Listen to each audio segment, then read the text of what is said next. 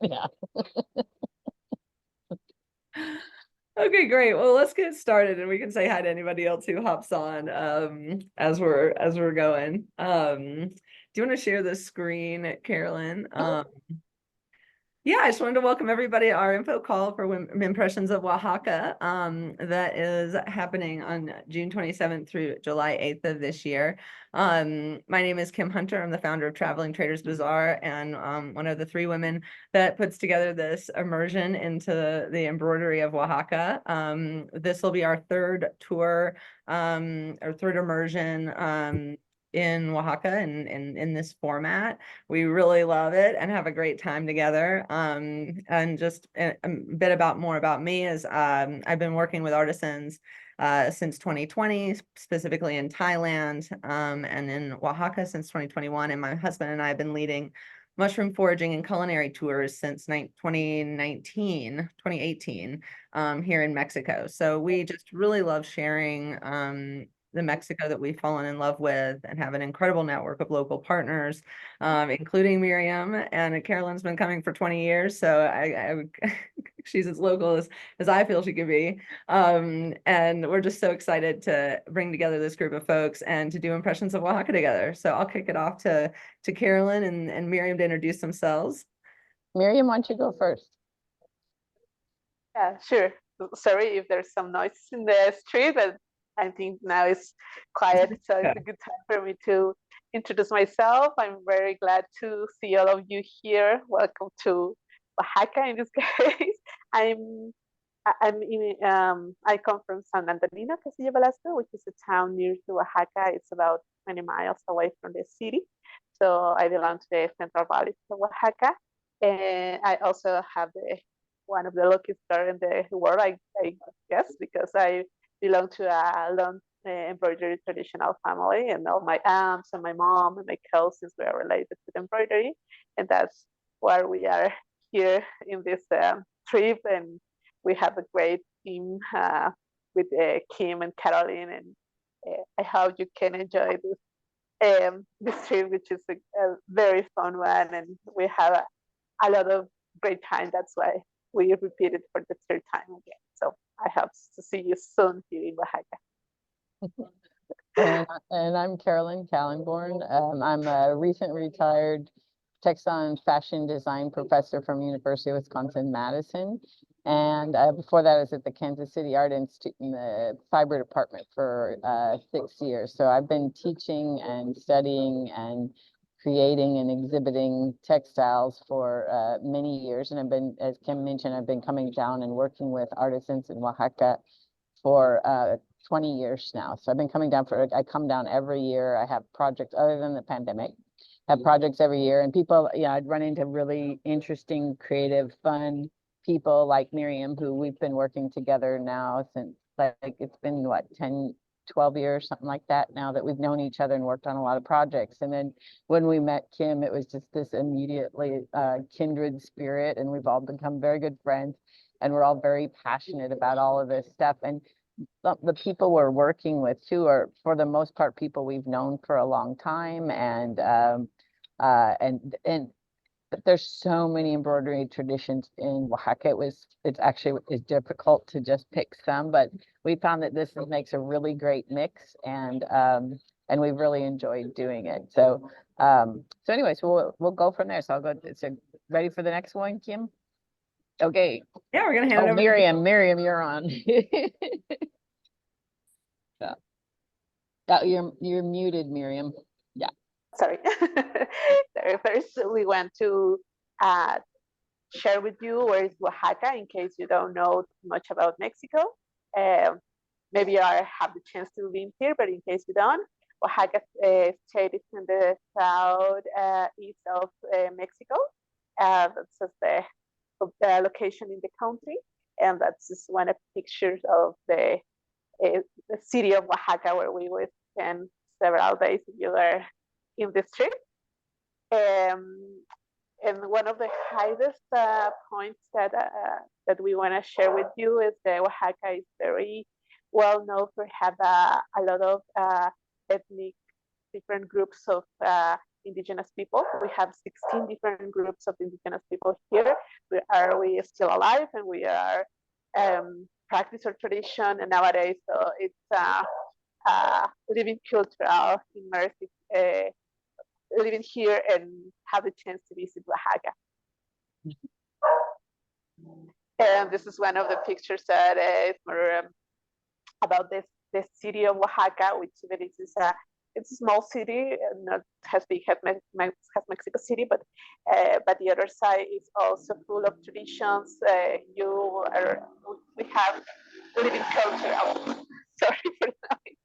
And we have a lot of living tradition every day. So if you have a chance to walk the streets, you will see calendars and parades all the time. So you could see the living culture every day in all the towns too, also in Oaxaca City.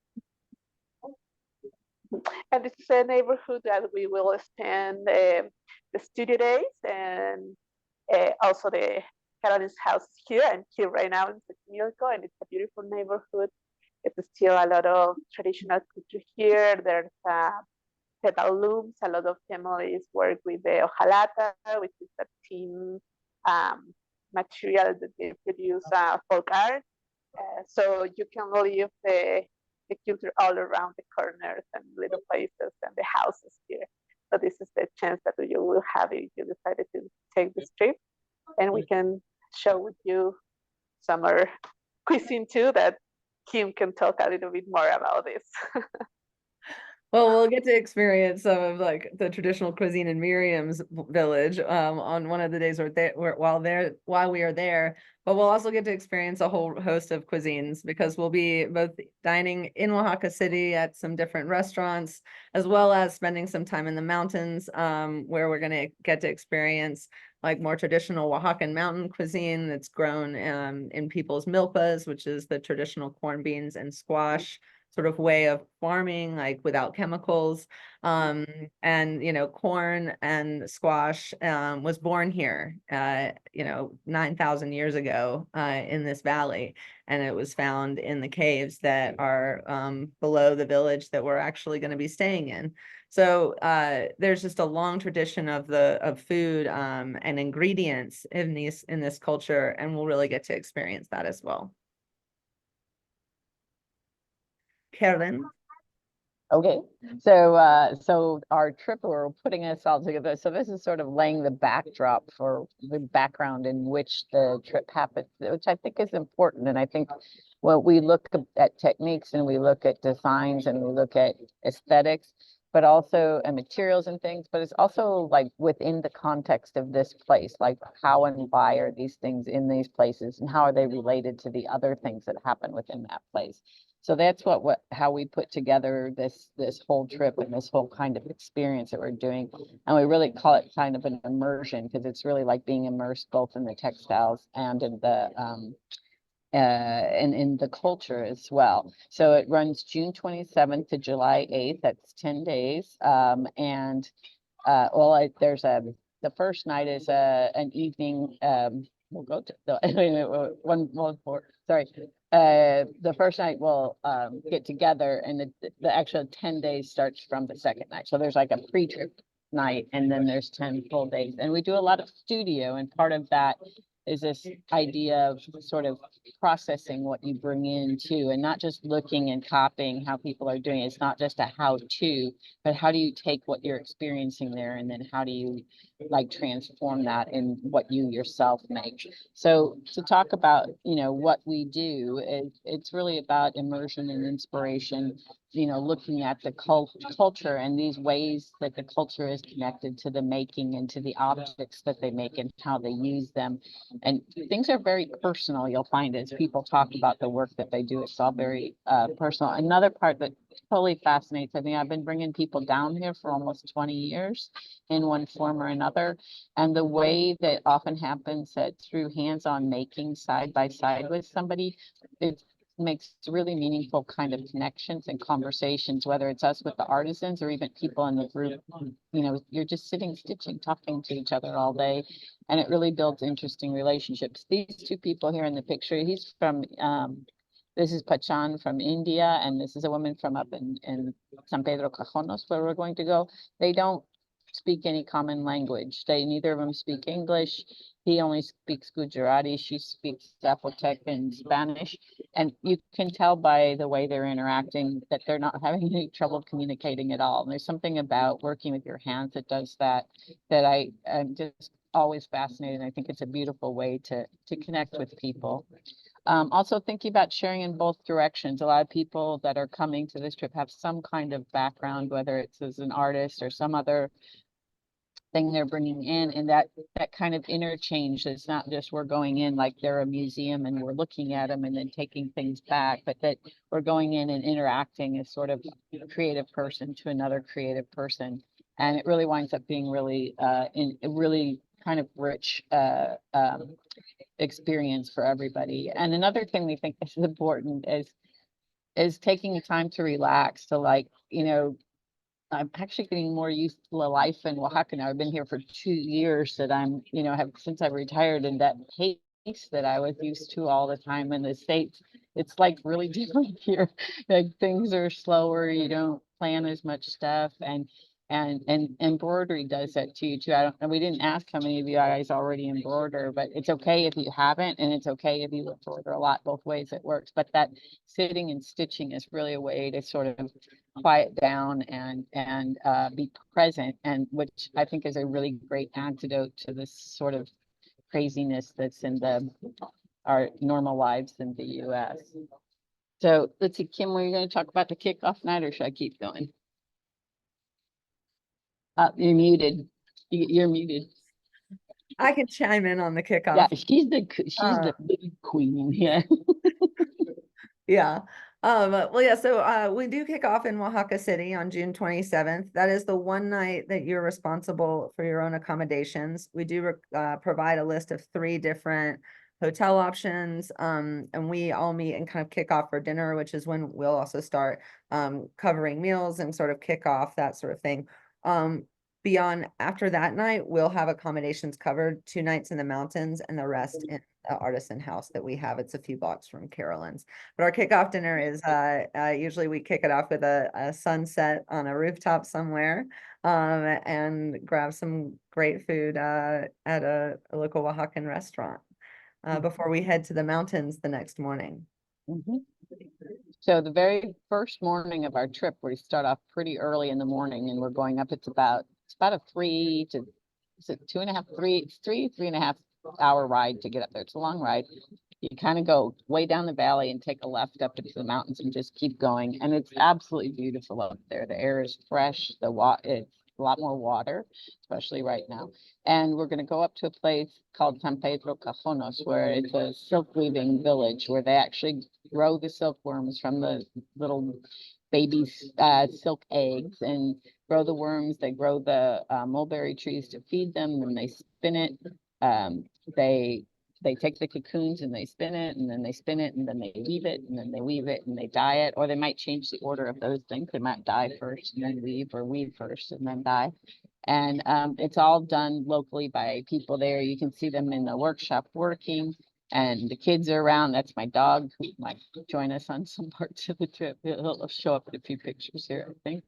And then they do really gorgeous natural dyes. So these are their silk yarns up on the top. And this is us doing a dye workshop. So we'll spend most of the day there doing a dye workshop and getting tours of the village. We also sit down and eat with them, and it's a really delicious local food. So we'll be dyeing with natural dyes. These are indigo pericon, which is kind of like a wild marigold. And also palo de Brasil and cochineal, which is this little insect that you can use to extract a color. And it's pretty fabulous, and we can get really great colors. We'll be bringing some of our own fabrics along, as well as getting yarns from them, and then we can use those fabrics later to go back and stitch on. So Kim, you want to talk about carousel? Mm-hmm. You're muted again. I want to make sure I didn't have any background noise, although it's pretty quiet up here. So in the mountains, we'll be staying in the village of El Carazal. El Carrizal is a baking village that grows wheat and is about less than 200 people.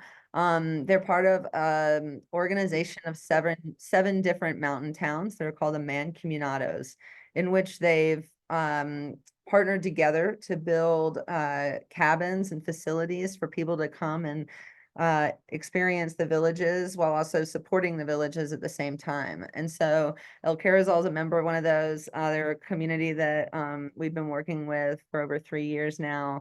Their cabins are really beautiful. We have wood fires at night.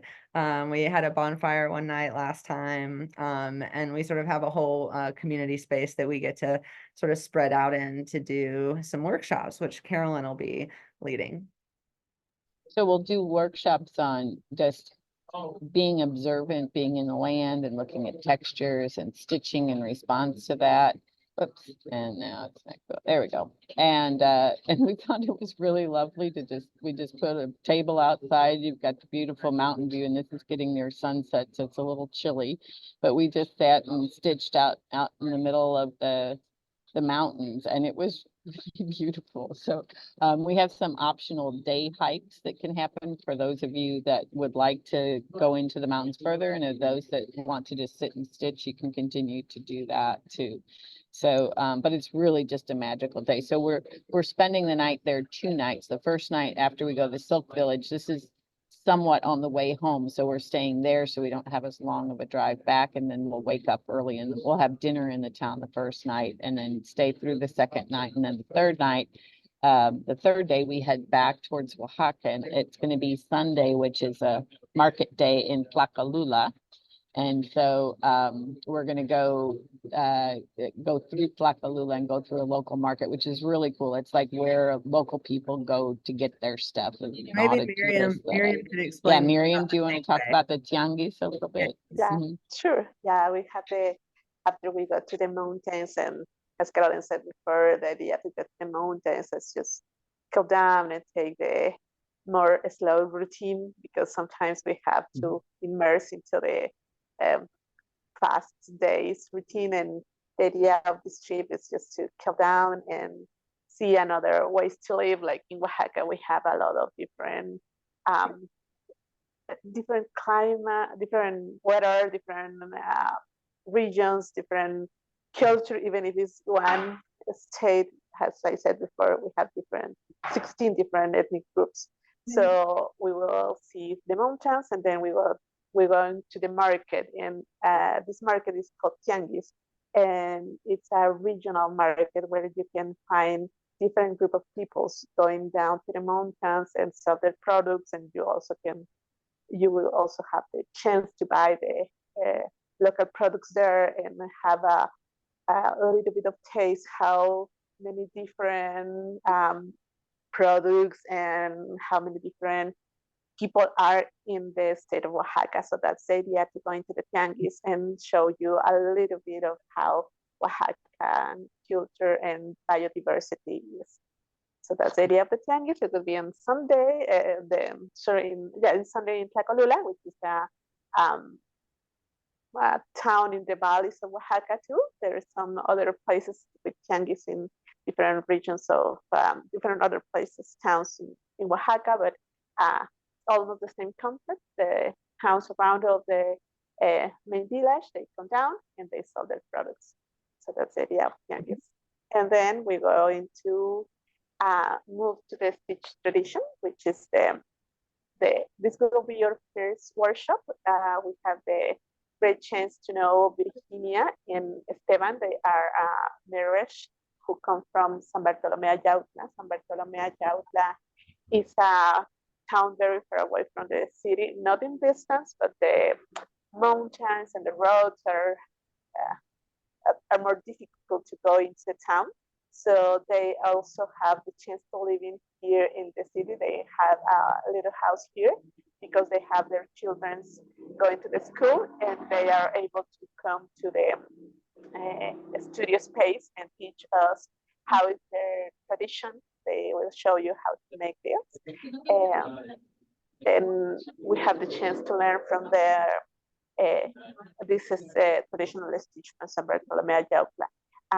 One important thing to say, I guess, is that they need to ask for permission in order to teach this technique for the whole community. So that's one of the things that Carolyn said before, that we're trying to do this with the most respectful way.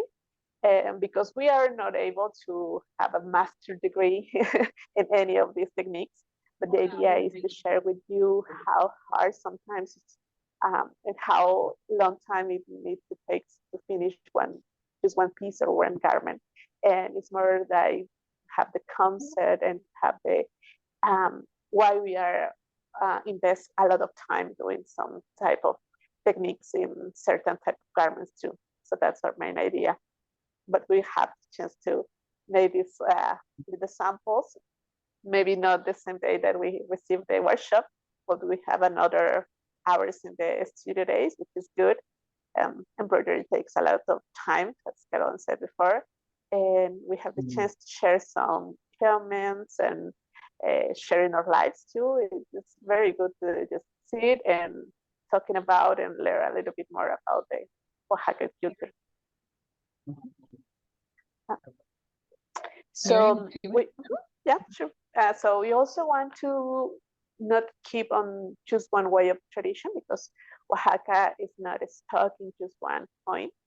Oaxaca nowadays we have the greatest opportunity to still develop our practices, and we have a space like this, the Museo Textil of Oaxaca, which is a great space. We will have the chance to walk through the Oaxaca city and visit some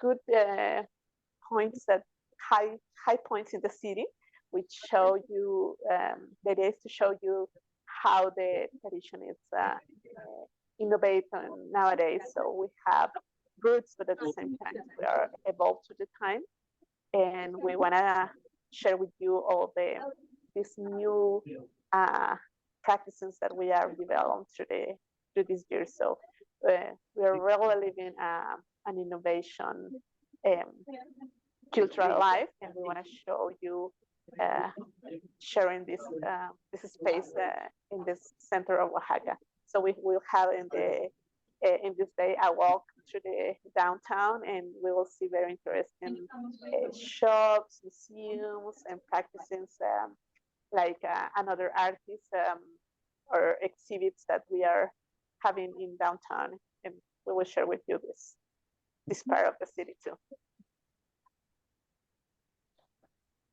Okay, Kim, I think. Six stitching traditions. So this will be the second workshop Yes. in the city. And this is with Ali and Conchis Ramirez Lopez. And these women are really special. They're from the Sierra Nortes, and they actually practice it's called Bordado Mágico.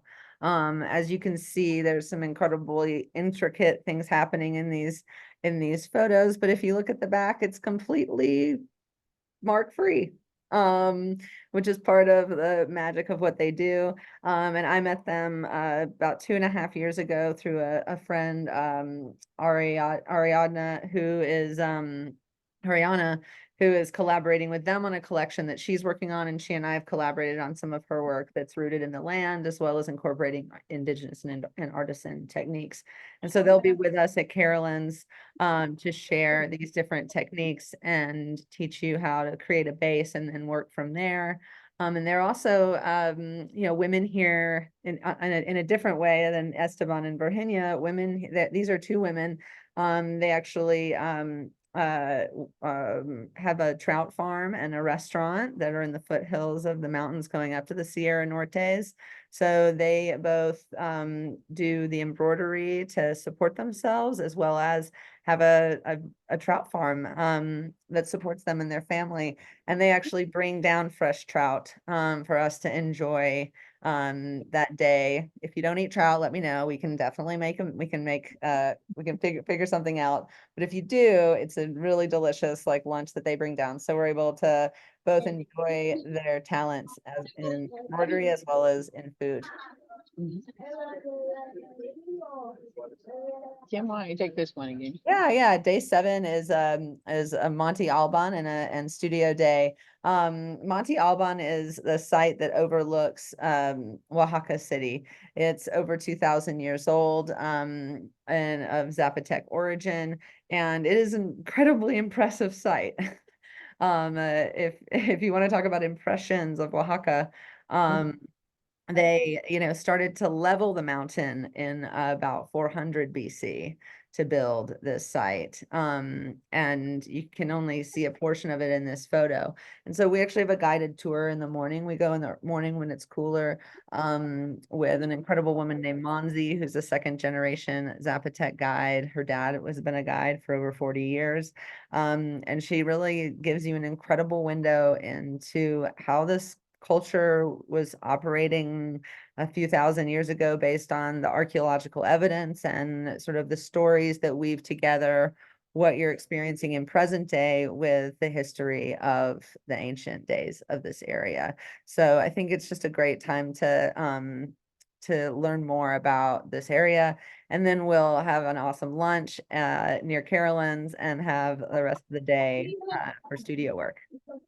Yeah, so it'll be sort of a morning out to the, out in the mount or in the ruins, and then we'll come back to the studio and have an open studio day. And as I was talking earlier, I think having time to like process what you do and make a response to it, I think is really an important thing. So it's not just learning a technique, but then like, what does this, how does it make you change how you think or what you're feeling, or how you might even be interacting with each other. So I have a house that I spent the last 2 years remodeling, and starting in January, we were able to have the first workshops there. And it was great because we have a lot of space to spread out around the house.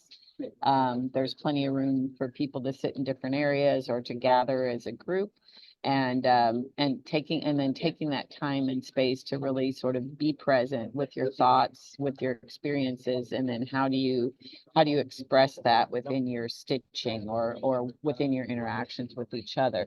So there's a couple of like just built-in creative studio days to be able to do that. And then after that day, we go out to Miriam's house. So this is Miriam up here in the corner, and she's down here. Oh, you're down there. Yeah. Upper corner I'm and good. lower corner. So Miriam, why don't you talk about this? Yeah, if you give me the chance, I feel very glad to share with you my tradition in San Antonino, which is we have 4 different techniques in my traditional garments that we use to embroidery. As I said before, I'm very happy to belong to a family which is mainly composed by women. So you can see there a picture of my almost my whole family, not the men. So there are some men there also that they help us, but mainly we are women. And I'm living this tradition since I was born because my grandma used to do that. She teach the 5 children, and they passed through my cousin and I, and now we're trying to pass into our nephews, because this next generation are just boys, but we are still living this tradition. So since my great grandmother, I have some pieces in my workshop, and we have the chance to go into San Antonino because it's not too far away from the city, and we will have a short talk about the family, my pieces there, and the way that we work together, because this is a teamwork with the family. And after that, we will have the workshop of the silado. Not as complicated than this. Don't worry, if you are beginners, you will have to develop something beautiful. And if you have some practices and you want to be more deep into the stitches, we also can share some of their more complicated level maybe. And also you have the chance to have some of my relatives, my mom or my aunts, my cousin, because they live in very close to my house. And we spend the whole day, this 8 day in San Antonino, Castillo Velasco, which is my town, and we have the lunch there and also the dinner, and we will show with you some of the places that we used to eat. It's very local. It's not the most popular or more visiting places. We receive some visitors with some tourists, but it's not the most well-known places, and it's not. I mean, it's we're trying to go more into deep in the practices that we're still alive. So that's the idea for this day. Cool. And then again, we'll have, then after that, so we're trying to build it where you have sort of a technical demo, and then the next day where there's some free time or some studio time, and then kind of go back and forth between those things. So the next day after the workshop with Miriam will be another open studio day. And then this is not day 9. So this is almost the end of the trip by here. But it'll be a time to then think about, what do you want to do? We do have like a collaborative project that we do that we don't want to tell you about until you're here, because that's what makes it really interesting. You don't know what's going to happen, which is very Oaxacan, by the way. Like, things don't happen the way you think, and you being improvisational is a really great mindset when you're in Oaxaca, and then all of a sudden these cool things just show up all the time. But if you're too planned, it doesn't work. So we're not going to tell you what you do until later. But well, you'll have days here to either finish up on some of the pieces or work on the collaborative piece. And and when we're putting these together, we think, well, who's going to come and just do studio days? But when we're all done after both groups, the things people really, really liked the most were the studio days, where we just were there and stitching. And you can see it's just, people are very comfortable and concentrated and chatting or just listening sometimes. And it's really a lovely way to spend time. So that's looking out my studio window at my house up on the 2nd floor. And then, but on each of the studio days too, we'll have a little bit of discussion time, maybe take an hour and a half to discuss something or the other, and then the other time's working. So one of the things we'll do is pull out some collaboration pieces. These are pieces I've done with Miriam, and then this other one, Miriam, with another friend, Ana Paula Fuentes. And we've got various things just to see how people are interacting together. I think that they're super interesting to see the collaborations with people with different cultures, different languages, different educational backgrounds, learning from the family versus learning from the university. And you're both bringing something really cool to the table. And then when you start working together, like, again, lots of surprises happen, which is really fun. And these are just a couple of pieces that we'll pull out and talk about the stories behind these, but there's quite a few more too. And then it's studio, and then the very last day, it's kind of, I don't know, maybe it's my academic background, like having the critique at the end, except this is not a critique. It's more like a show and tell and a celebration of what we've done. And so we take all the work and we pin it up on the walls and lay it out on the tables. And then we also invite back everybody that was part of it. Not everybody can make it, not all the teachers, some of them live kind of far away, but those people that instructed us, we then invite them back to be able to see both what we've done, and they can bring some of their own work to show to each other. Sometimes one of the teachers has never seen the work of the other teacher, so they get to meet each other and know each other too. And sometimes we just invite other random creative people who happen to be in an area. We just did one of these last night, right before I left for St. Louis this morning at 4 a.m. We had a big party last night at my house, and but they're really cool because people just meet each other and making it. And I like that idea of, like, we're both learning from people here, but then it's giving back that way too. So it's sort of like we're all on this creative journey together. And so we have a big party and it's very fun. And then that's it. We go home. So and oh, I just had one more slide to just talk a little bit about the studio space. So within the house, there's room we can cook. We can have lunches and make fresh salads and things like that inside. And it's just a very nice place to just sit around. There's lots of little nooks and crannies around the house, to like little nesting areas where you can sit and stitch or drink your coffee or whatever, read a book. And then, so we have different accommodations at each place, and Kim's going to talk about each of the places where we're staying. So Yeah, so our accommodations sort of kick off on the second morning after our group dinner, the first night in Oaxaca. And the first 2 nights, as Carolyn was and we were sharing earlier, will be in El Carazal. And the cabins right there behind us, you'll see are beautiful. They're spacious. We typically have 2 people per cabin. And then we have a local family that cooks for us at those accommodations. And then we come back into the city. Next slide. Next slide, this is something, and one of the reasons we're actually having the trip when we are is one, because it was really one of the only times that our schedules allowed, but also it was when this house that we've fallen in love with is available. So we have a house rented that has 2 single rooms and 2 rooms for double accommodation. So it can accommodate 6 people in total. Right now we have 1 single accommodation left and 4 spots left for the double rooms. And it's just a beautiful house. The rooms are all well appointed. The decor is truly Mexican in inspiration, and how it is in the house. And there's a beautiful terrace where you can enjoy and stitch when you're not out and about or in the studio. There's also a kitchen, so we will stock the kitchen at the beginning of our time with a bunch of breakfast, like continental breakfast materials. So bread, yogurt, granola, various other things to get you going. And then we also I think on the day where we're doing a walking tour, we show you some different markets and also other places where if you want to get some other food.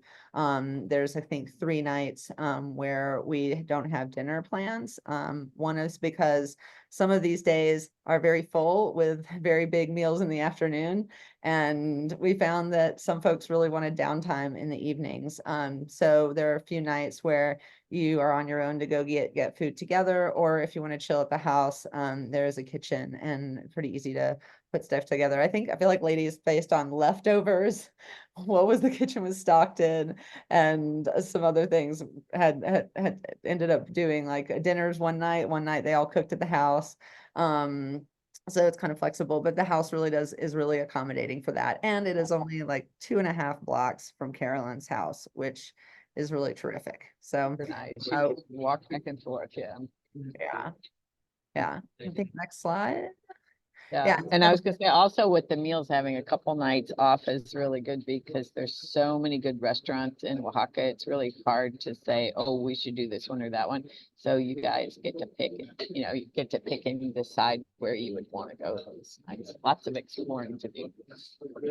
Yeah. And we have a few different options. So we have the single occupancy, which we have 1 spot left for that. The double occupancy, which is 4 spots, that's in the house.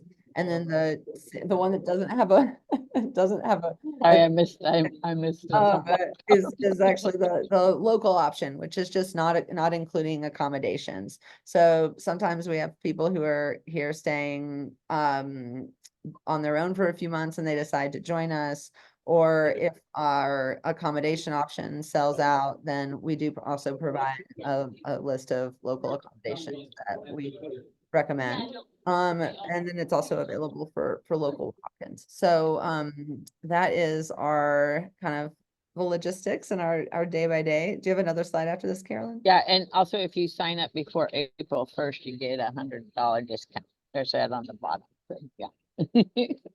Yeah, and then there's this one stuff. Yes. And there's except lunch on 3 studio days. Actually, it's dinner. It's dinner on 3 studio days because we cover lunches pretty much every day. Oh, right. Yeah, and that includes transportation. So that's going up into the mountains, going on all our day trips, workshop fees, fees to see any of the sites that we're going to visit, for our guides, our access fees to go on hikes if we would like to do that on the days in the mountains. We also provide a significant amount of materials to get things going, and we also provide a list of things if you want to bring anything, but we do provide kind of a base level of supplies. And then Carolyn's house is just a bukus of things to get into, which is great. And then our accommodations. And so that's like what's included. And another slide, any questions? Yeah, that's what I was going for. Yeah, if anybody has any questions. Or you just thumbs up if you thought this sounds great? Out of curiosity, how many people are you hoping to gather? Um, we'd like to gather between 8 and 10. We really prefer to keep this small for a number of reasons. One, our accommodations are limited. Two, it's just nice to be in the smaller group, especially with Carolyn's studio. So it's a small group. And it's also very good to have more closest touch between all the participants, which is better, and also has a teacher or yeah, if I teach a workshop, is more focused attention if we have less people instead of having a big group. So that's why we prefer small groups. Especially on the hands-on workshops, if you get too many people in there, it's just really hard to give individual attention. So that's the ideal number, between 8 and 10. Yeah. Could maybe bump to 11. It wouldn't be the end of the world if somebody really, really, really wanted to come, but we really would like to keep it at 10. What about things like tips for drivers or guides? Or... We cover all the tips. Okay. So cover the tips. Yeah, we do. And one thing that I think we must to say, we are giving a fair tip for everybody who's involved in this trade, which is a good way to help each other between each other. So we are related to these activities. Yeah, we don't do any bargaining people down or anything like that. And and sometimes people ask about purchasing stuff, like if we go to, if we go out to a village and you have the option to purchase something, but you're not required to, because even if we're just visiting somebody for a demo, actually, I don't think we're doing any of that on this thing. I think everybody's doing something, but even if we do just visit somebody and use a lot of their time, we pay them something for their time, so that, if nobody buys anything, it's still worth it for them to have spent an hour or two with us. But if you do buy something, that's really cool too. And, But we don't we don't take any cuts off of anything. We don't bargain. And yes, all like drivers and folks are tipped at the end of it. We have happy partners that we've been working with for a while. What about exchanging money? I recommend just using an ATM here. It's the best way to get the best rate, and there's several at the airport as well as right in Centro. So as well as in Tlacalula. It is nice to have a bit of spending money. And in the city, there are several places that take cards. But outside at the market and other places, they do require cash. But it's pretty easy to get out on the ground here. That's what I would recommend. And even like the Silk Village, their things are fairly pricey, but when you see why, and actually, yeah, they're all of them we're visiting are pretty pricey, but they're a ton of time in it. But they take credit cards out in the Silk Village and Vidal, where we're no, I'm sorry, wait a minute. I've got two shit going and I'm getting myself mixed up. But and Miriam's family takes credit cards, and I don't think Virginia and the Esteban do though. Yeah. So it's always a good idea to have some cash with you, because there's certain really good things that you don't have another chance to buy it. We are visiting very good workshops and some other interesting points in the city. So it's a good idea always have some cash with you in case you really fall in love with something, which is really easy. And some places now offer like a 5 or 10% discount when you pay in cash, actually, Right. because credit card. Okay. So because they have fees, yeah. So are you suggesting that we make the exchange at the airport or coming in, or I would say when you arrive, you have there are ATMs right there that you can access cash. Otherwise, if you feel like you want a little bit before you land, there should be an exchange at your airport, like when you're leaving. But in my experience, we've always used the ATMs when we arrive. Carolyn, I'm not sure your No, experience. I usually like if you get when you go to get your taxi, and this will be stuff we'll go over too. If you sign up, we're gonna have one more call before you all come down and we'll go over lots of details of things like that.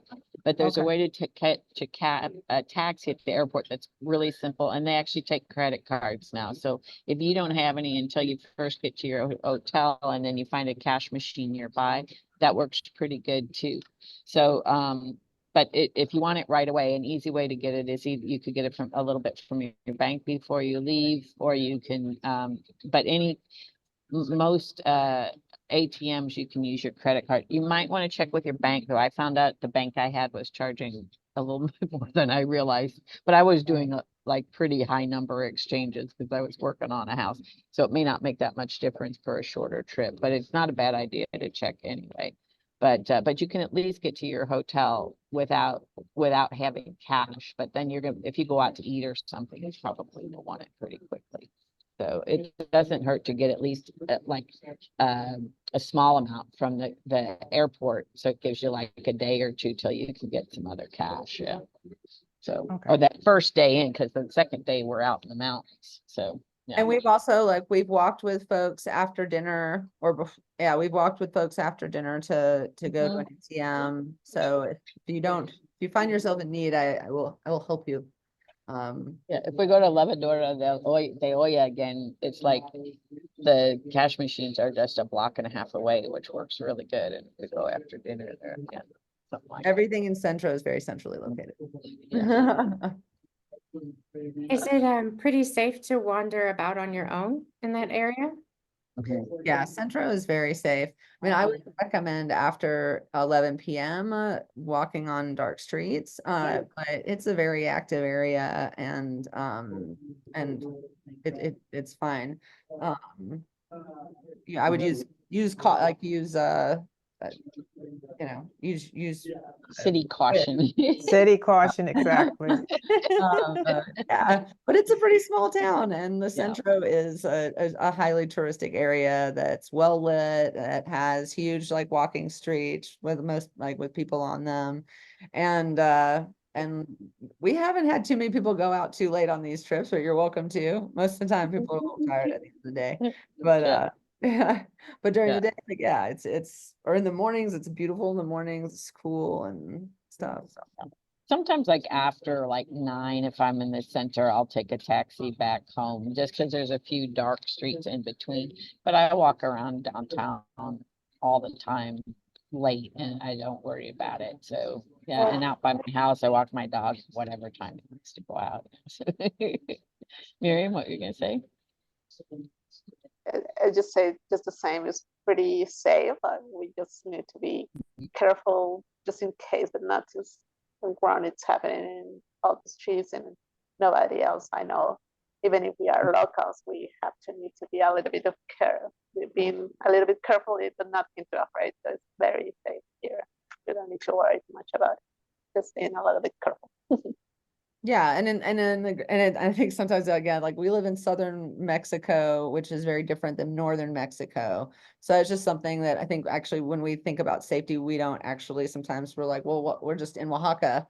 But yeah, Oaxaca is a very different state than the north. We don't have any cartel activity here. It's a very safe state. So that's something also that I just like to make a note of, that in terms of the grand scheme of Mexico.